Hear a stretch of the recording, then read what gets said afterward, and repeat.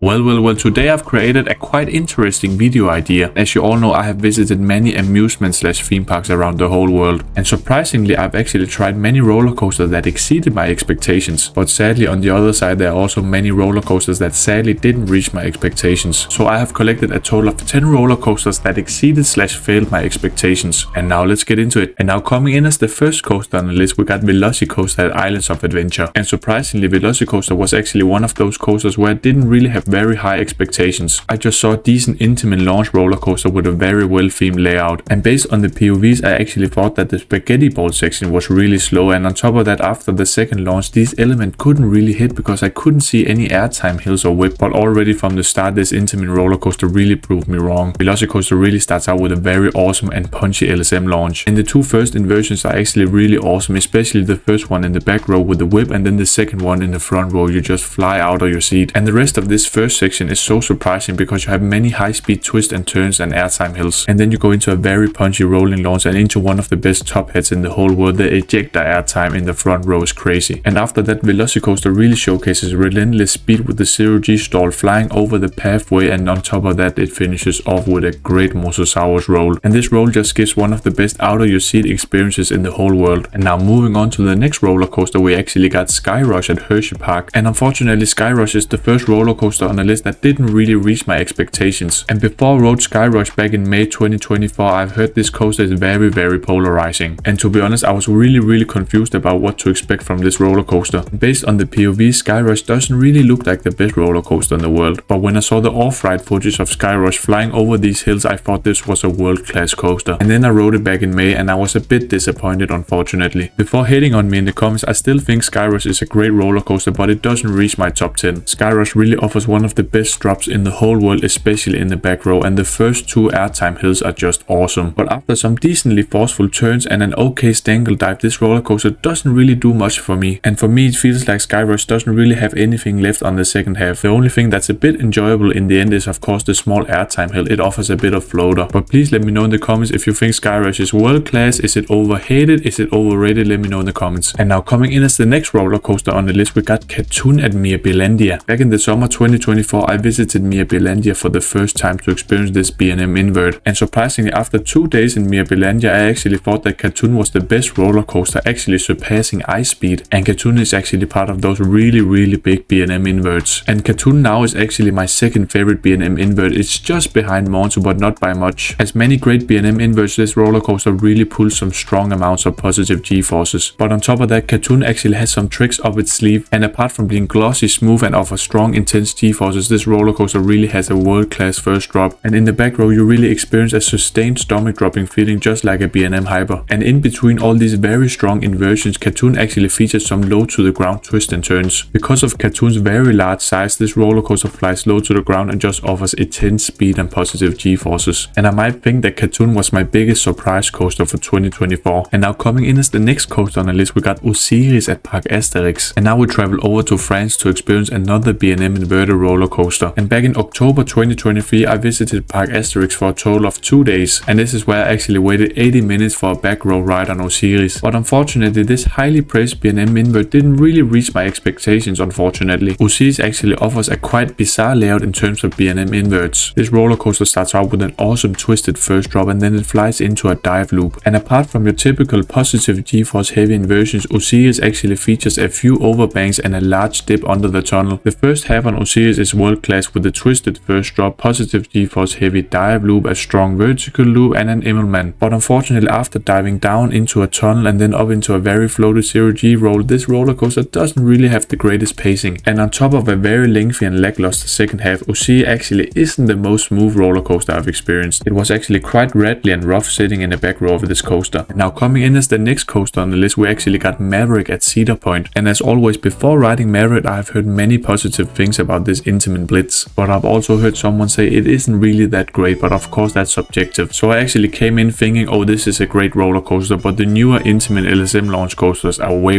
better. But only after a few rides on this beast my expectations were really surpassed. Maverick for me might be one of the best LSM launch coasters in the whole world, and I don't really blame people for saying Maverick is the best roller coaster at Cedar Point because it's very close between this and Steel Vengeance. Maverick overall just offers a relentless and very lengthy roller coaster experience. This coaster really offers everything from from a great drop, smooth airtime, whippy transitions, great inversions and punchy launch. And my favorite thing about Maverick is actually the ending where you have these two stangle dive and this ejector airtime hill. These stangle dives feel so intense and fast that it's almost unreal. The only negative thing I can say about Maverick is of course the trim brakes right after the awesome rolling launch under the station. And apart from that, whoa, Maverick is really top 10 worthy. Now coming in is the next roller coaster, we actually got Millennium Force at Cedar Point. So we're still staying at Cedar Point, but now we'd move over to the first full circuit giga coaster in the world. And if you have seen other videos where I mentioned Millennium Force, you know what I think about this coaster. And sadly, Millennium Force didn't really reach my expectations when I rode it the first time. And of course, as you all know, this roller coaster mainly focuses on the speed. It doesn't really offer that many airtime moments apart from the first drop and then the last speed hill in the end. But I've also heard many say that these overbank turns are really filled with positive G-forces. And going through the first strong overbank in Millennium Force is great, but I can't really feel the strong amounts of positive G-force. And overall, I just really couldn't feel those strong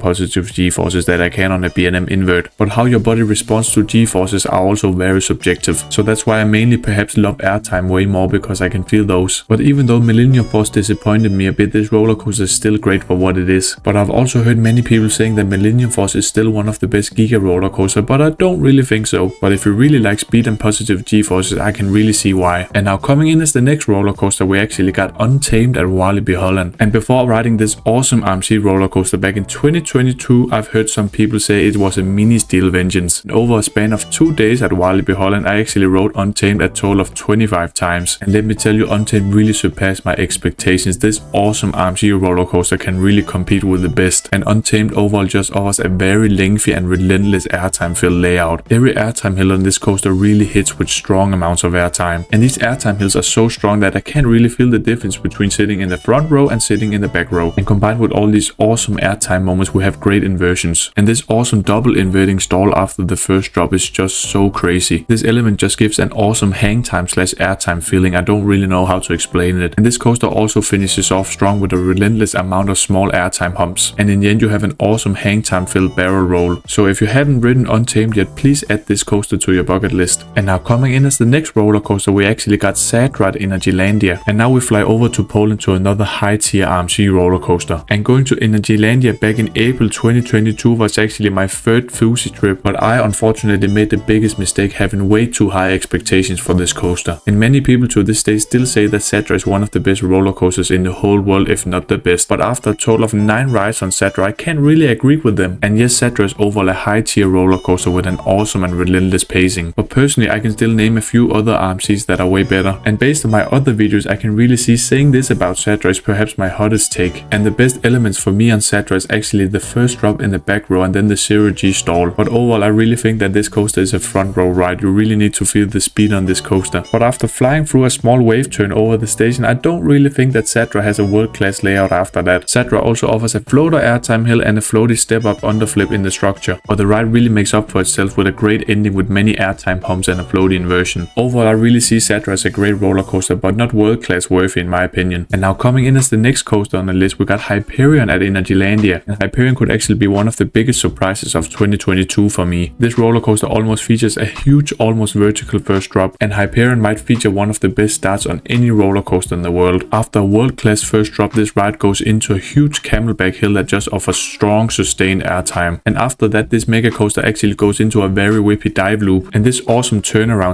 / inversion really offers a crazy out of your seat experience. And this element is of course intensified if you sit in the wing seats. And this huge intimate mega coaster actually showcases great variation, because then the rest of the layout is mainly low to the ground. Apart from the awesome speed on Hyperion, you can feel these whippy wave turns on this coaster. They are just so crazy. This coaster of course also features a strong overbank, some strong turns, and a whippy S hill, and then a final airtime hill. And personally, I actually think that Hyperion is so great that I would call it the best roller coaster in Energylandia. And now moving on to the last roller coaster I have on this list is Kraken at SeaWorld Orlando. And how do English speaking people really pronounce this name? Kraken, Kraken, I don't really know. And when I visited SeaWorld Orlando in 2022, I actually thought that this B&M Flawless roller coaster was a great ride. But unfortunately, after riding this roller coaster, I didn't really want to ride it no more. And overall, I've only ridden smaller scale Flawless roller coasters by B&M. And those tend to be quite floaty and very smooth. But after going down the first drop and going into the first vertical loop in the front row on Kraken, I could really feel the rattle right here. And compared to other B&M coasters, I actually think that Kraken is the worst I've tried. But overall, the ride experience is quite lengthy and the positive G-forces are just decent. So the front row on Kraken Kraken was actually my first and last ride on this coaster. But please let me know in the comments your thoughts about this roller coaster. Was it just a bad day? Was I unlucky? I don't know. And now you finally made it to the end of my video. Did you like it? Did you hate it? What are your thoughts about these roller coasters? Have you ridden any of these? Have you other roller coasters I didn't mention? Please let me know in the comments. And to the end of the day, I'm always gonna say